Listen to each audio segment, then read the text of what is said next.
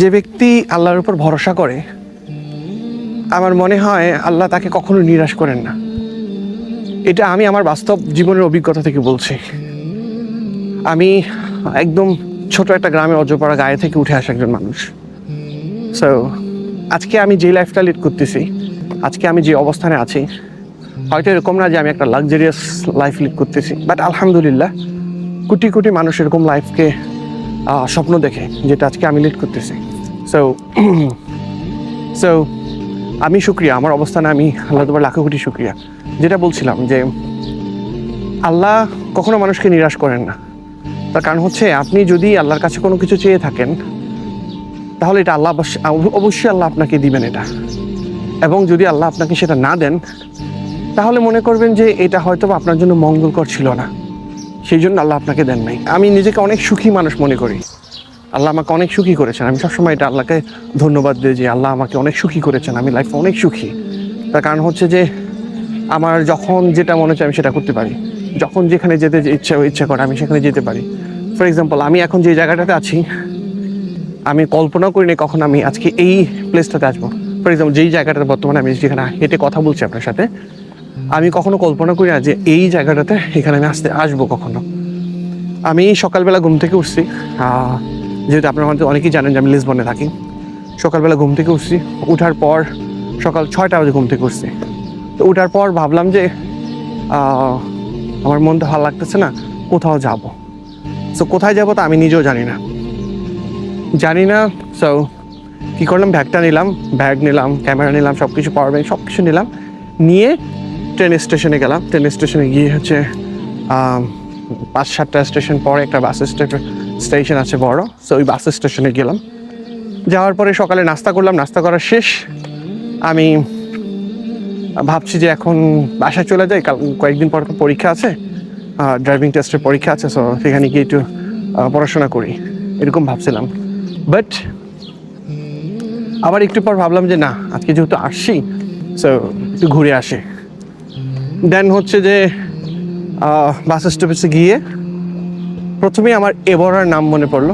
So এভরার ticket কাটছি 12 euro দিয়ে, 1400-1500 টাকা বাংলাদেশের টিকিট কেটে আমি এখানে 1.5-2 ঘন্টার মতো লাগছে আমি এখানে আসছি। আসার পর এখানে অনেকগুলো জায়গা ঘুরলাম, ঘোরার পর পার্কে বসে আধা ঘন্টা 1 ঘন্টা রেস্ট নিলাম। দেন হচ্ছে যে আবার এই জায়গাটাতে ঘুরতে আসলাম। সো আসার পর যখন আমি এই জায়গাটাতে আসার পর আমার রিয়েলাইজ হলো যে আল্লাহ আমাকে কতটা সুখী করছেন। আজকে আমি যখন যেখানে যেতে ইচ্ছে করে আমি চলে যাচ্ছি, আমি আমার লাইফের বেস্ট মুহূর্তগুলো কাটাচ্ছি। কিন্তু আজকে আমি এই অবস্থানে আসার জন্য আমার জীবনে যতটুকু স্ট্রাগল করতে হয়েছে সেটা আসলে আমি ভাষায় প্রকাশ করার মতো না। সিঙ্গাপুরে ছিলাম, কতটা মানবেতর জীবনযাপন করতে হয়েছে সিঙ্গাপুরে। যারা সিঙ্গাপুরে থাকেন তারা হয়তো জানেন যে সেখানে বিভিন্ন সাপ্লাই কোম্পানিগুলোতে জব করলে কতটা মানবেতর জীবনযাপন করতে হয় সেখানে। সিঙ্গাপুরকে মানুষ দূর থেকে অনেক বেশি লাক্সারিয়াস মনে করে, বাট যারা সিঙ্গাপুরে জব করে তাদের মধ্যে 99% মানুষ হচ্ছে খুব মানবেতর জীবনযাপন করে, তাদের লাইফ স্টাইল অনেক অন্যরকম। সো যাই হোক, ওই একটা অবস্থান থেকে যখন আমি হতাশায় নিমজ্জিত ছিলাম, আমি সবসময় আল্লাহকে বলতাম যে আল্লাহ, আপনি আমাকে কিছু একটা করে দেন, আমি এভাবে থাকতে পারছি না, আমার লাইফটা এভাবে আমি কাটাতে পারছি না, আমি কোনো কিছু দেখছি না। সো সবসময় নামাজ পড়তাম এবং আল্লাহকে বলতাম।